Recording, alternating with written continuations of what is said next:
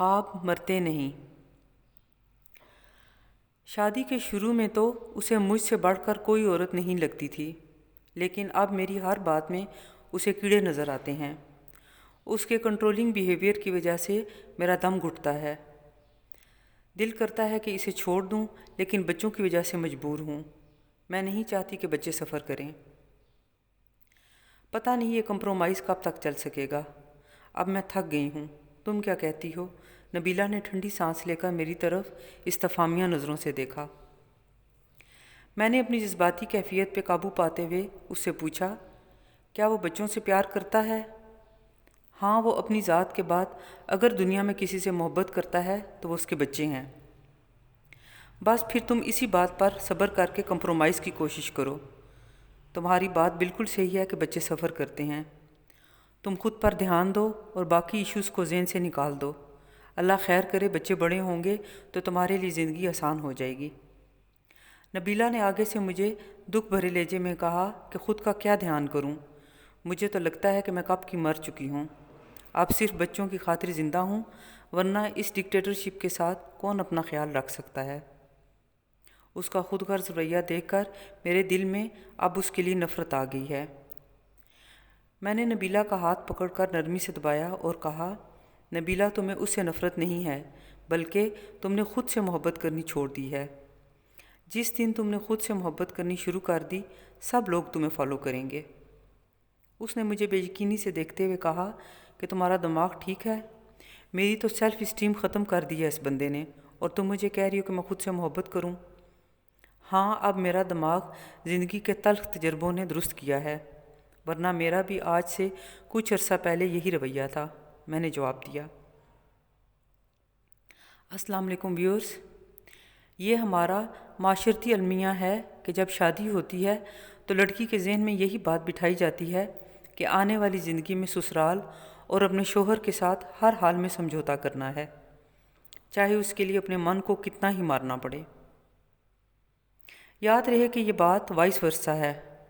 بعض جگہوں پر انسیکیور بیویوں کی وجہ سے مرد حضرات بھی کنٹرولنگ بیہیویئر کو فیس کر رہے ہوتے ہیں۔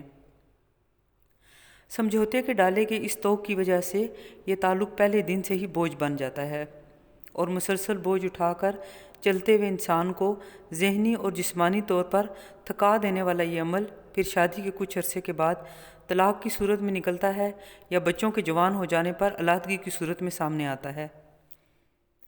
کاش ہم لوگوں کو یہ بات سمجھ آ جائے کہ ہم دوسرے کی پرسنل سپیس کا خیال رکھیں تو ہمارے دکھ آدھے بھی نہ رہیں، چاہے وہ دکھ دنیاوی معاملات کے ہوں یا دینوی۔ دراصل ہر ایکشن کا ایک ری ایکشن ہوتا ہے۔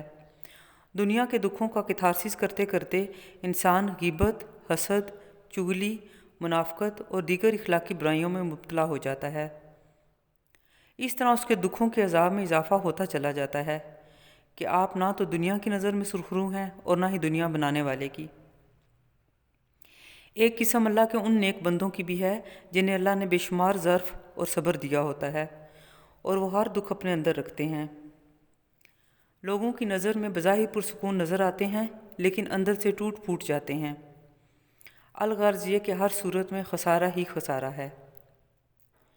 قرآن مجید میں ارشاد باری تعالیٰ ہے، بَلِ الْإِنسَانُ عَلَى نَفْسِهِ بَصِيرَةٌ وَلَوْ أَلْقَىٰ مَعَاذِيرَهُ، بلکہ آدمی اپنے آپ کو جانتا ہے اگرچہ وہ معذرتیں پیش کرے۔ ارشاد نبی صلی اللہ علیہ وسلم ہے کہ اپنے دل سے فتویٰ لو اگرچہ لوگ تمہیں فتویٰ دیں۔ اس حدیث سے پتہ چلتا ہے کہ اپنے دل کی آواز کو ضرور سننا چاہیے، کیونکہ دل کا راستہ فطرت کا راستہ ہے، اور فطرت میں ہی ہماری خوشیاں پوشیدہ ہیں۔ ہم میں سے ہر شخص اپنے اندر جھانکے تو اسے اپنی ذات کا شعور ملے گا، اور اس شعور سے ہی اسے اپنی خامیاں اور خوبیاں نظر آتی ہیں۔ خود شناسی ہی اللہ کی پہچان کی سیڑھی ہے۔ خود شناسی کے نتیجے میں انسان کو دو نعمتیں ملتی ہیں، اللہ کی محبت اور اس کی مخلوق کی محبت۔ اللہ تعالیٰ نے مرد اور عورت کے اندر روح ڈالی ہے جو کہ اس کے امر میں سے ایک امر ہے۔ روح نہ مرد ہے اور نہ ہی عورت۔ مرد اور عورت محض جسمانی طور پر مختلف ہیں، روحانی طور پر ان میں کوئی فرق نہیں۔